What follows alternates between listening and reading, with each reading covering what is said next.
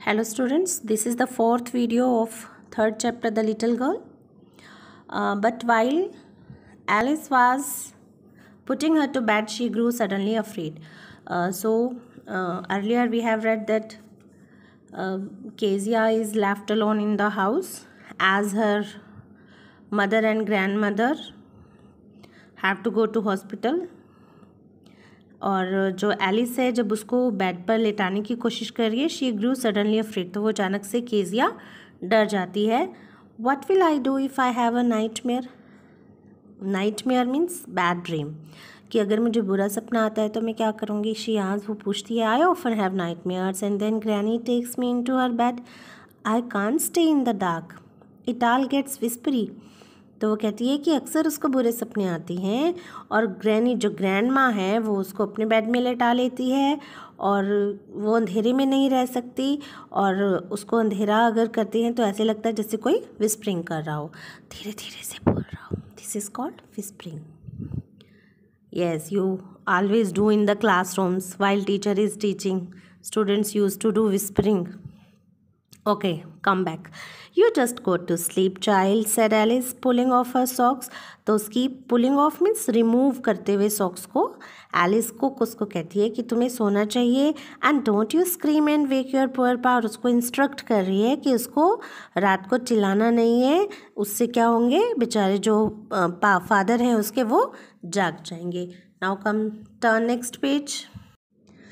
But the same old nightmare came. लेकिन उसको फिर वही पुराना बुरा सपना आता है. क्या सपना देखती है Kezia. The butcher. Butcher is the person who use to kill animals, जो कि एनिमल्स को किल करता है उसको बुचर बोलते हैं, नाइफ के साथ या रोप के साथ. Who came nearer and nearer smiling that dreadful smile. Dreadful means frightful, डरावनी. तो वो देखती है कि जो बुचर है वो नाइफ और रोप लिए हाथ में उसके बहुत पास आई जा रहा है, और जो बुचर है वो स्माइल कर रहा है, और एक वो जो स्माइल है वो डरावनी है उसकी. While she could not move, could only stand still, crying out grandma grandma. और वो सपने में वो हिल नहीं पा रही है, सिर्फ खड़ी है स्टिल विदाउट एनी मूवमेंट, और चिल्ला रही है grandma grandma. She walk shivering to see father beside her bed, a candle in his hand. और जब वो चिल्लाती है तो शिवरिंग मीन्स ट्रैम्बलिंग, कांपती हुई वो उठ जाती है और देखती है फादर जो है वो उसके बेड के साइड में खड़े हैं और उनके हाथ में एक कैंडल है. What's the matter he said. तो वो उसको पूछते हैं कि क्या बात है. Oh a butcher a knife, I want granny. और केजिया क्या कहती है, वो बता नहीं पा रही है because she is too much frightened.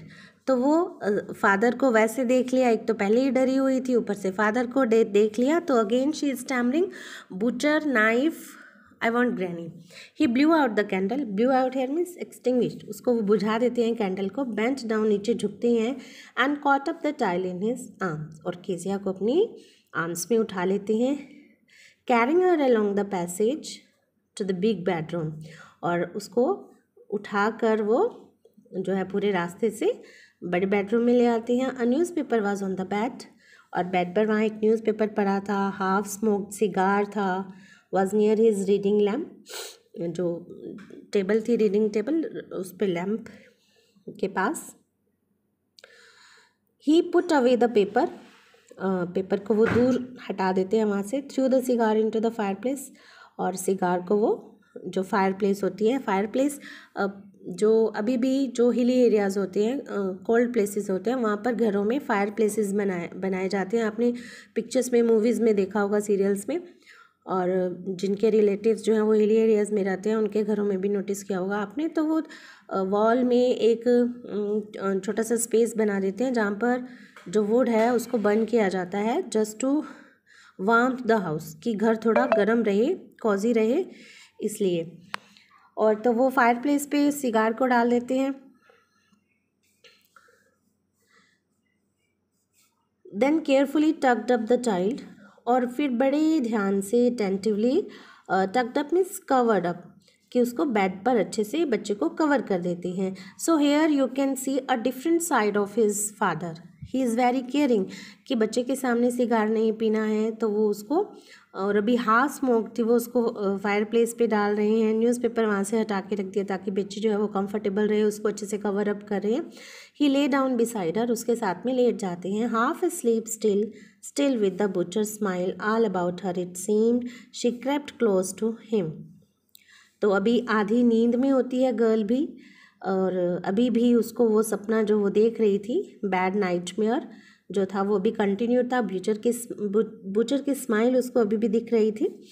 She crept close to him, crept होला स्लोली मूव करना, और क्लोज टू हिम बिल्कुल उसके पास चली जाती है वो धीरे धीरे। And snuggled her head under his arms. Snuggle means move into warm comfortable position close to another person, और वो अपना जो हेड होती है वो बिल्कुल कंफर्टेबल कंडीशन में उसकी बाजू के पास, बाजू के नीचे रख लेती है।